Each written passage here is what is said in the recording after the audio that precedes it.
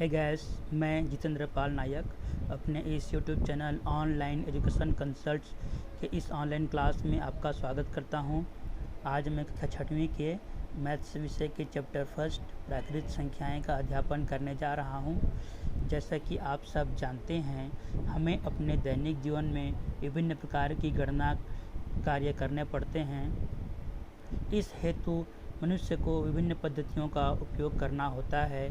सर्वप्रथम हम जानते हैं कि जब मनुष्य के पास विभिन्न प्रकार की गणना की पद्धति विकसित नहीं थी, तब वह वस्तुओं को संगत करके, अर्थात एक वस्तु से दूसरी वस्तुओं को मिला करके उसे गिनने का कार्य करता था।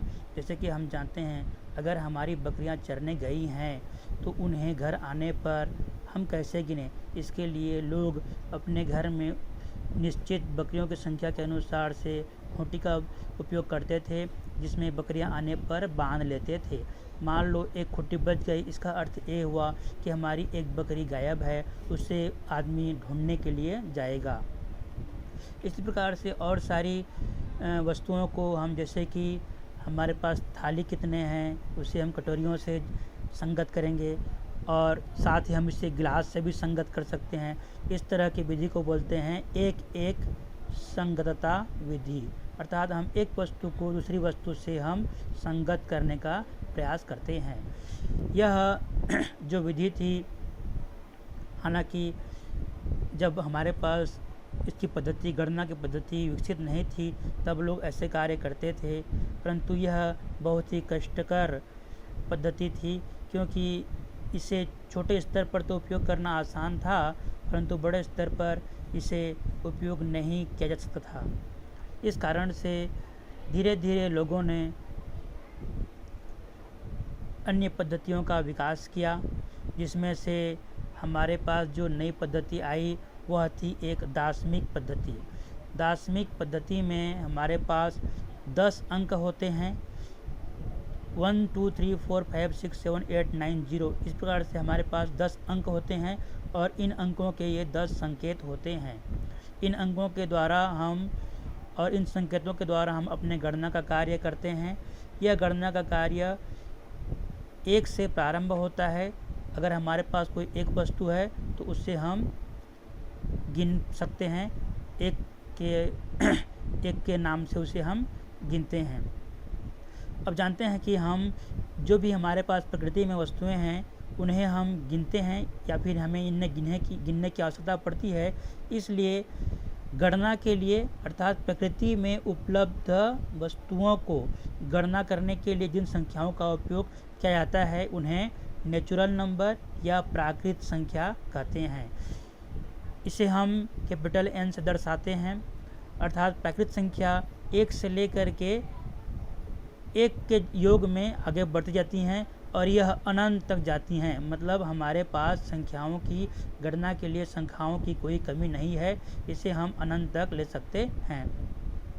सब छोटी जो प्राकृत संख्या होती है वह 1 होती है, क्योंकि हम 1 से गिनना प्रारंभ करते हैं, तथा यह अपने से एक ज़्यादा आगे बढ़ते हुए या आगे बढ़ती रहती है और इससे हम अगली संख्या प्राप्त कर सकते हैं। यह संख्या अगर हम आगे की ओर बढ़ें तो 1 के योग में आगे बढ़ जाती हैं। ये 2 जो है 1 से 1 बड़ी है, 3 2 से 1 बड़ी है, 4 3 से 1 बड़ी है। इस प्रकार से हम जानते हैं कि अगर इस क्रम में आगे बढ़ते जाएं तो ये संख्याएं आगे बढ़ती जाती हैं। इसके विपरीत क्रम में ये 1 कम होती जाती हैं, अर्थात हम कह सकते हैं कि जब आरोही क्रम में होती हैं तो ये +1 के रूप में आगे बढ़ती हैं। अर्थात हमें अगर एक संख्या मालूम हो तो उसमें +1 करके हम दूसरी संख्या ज्ञात कर सकते हैं। या फिर अगर हमें कोई संख्या मालूम है तो उसमें -1 करके हम उसके पीछे की संख्या या उसके पहले की संख्या हम ज्ञात कर सकते हैं। इस तरह से ये जो प्राकृत संख्याएं हैं अपने से आगे की ओर आरोही क्रम में बढ़ जाती हैं 1 के योग में। इस प्रकार हम देखते हैं कि गणना के लिए जिन संख्याओं का उपयोग किया जाता है उन्हें प्राकृत संख्याएं कहते हैं। यह 1 2 3 4 आदि हो सकती हैं जो कि अनंत तक जाती हैं। प्राकृत संख्याओं को हम इंग्लिश में नेचुरल नंबर कहते हैं, इसलिए हम इसे n से दर्शाते हैं, n इक्वल टू 1 2 3 4 अनंत तक। सबसे छोटी प्राकृत संख्या जो होती है वह 1 होती है। एक से छोटी प्राकृत संख्या नहीं हो सकती, अर्थात हम एक से छोटी वस्तु को हम नहीं गिन सकते प्राकृत संख्याओं के द्वारा। प्राकृत संख्या में एक जोड़कर हम अगली प्राकृत संख्या प्राप्त कर सकते हैं, या उसमें एक घटा करके हम उससे पूर्व की प्राकृत संख्या भी प्राप्त कर सकते हैं। सबसे बड़ी जो प्राकृत संख्या है उसे प्राप्त नहीं कर सकते, क्योंकि यह अनंत होती है। मतलब अगर हम कोई गणना कहीं पर छोड़ते हैं तो उससे भी हम एक जोड़ करके आगे की गिनती या आगे की संख्या हम प्राप्त कर सकते हैं। इस प्रकार हम कह सकते हैं कि प्राकृत संख्याएं वे होती हैं जिनका हम प्रकृति में उपलब्ध वस्तुओं की गणना करने के लिए करते हैं।